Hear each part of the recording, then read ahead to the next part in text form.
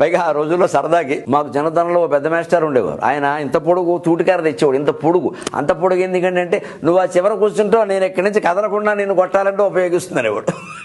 పైగా ఆ కర్ర మేమే తేవాలి. అలా ఆయన పాపం నిజంగా, కానీ వాళ్ళు చదువు బాగా చెప్పేవారు. ఏదో దెబ్బేస్తే వేశారు, తండ్రి పితృప్రేమ.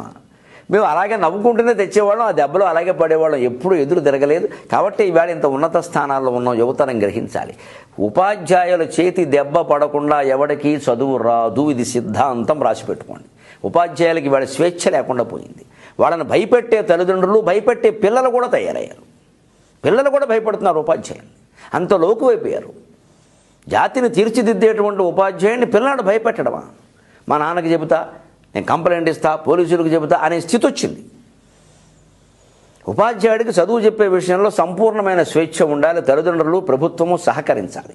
అప్పుడు ఖచ్చితంగా విద్య 90% బాగుంటుంది.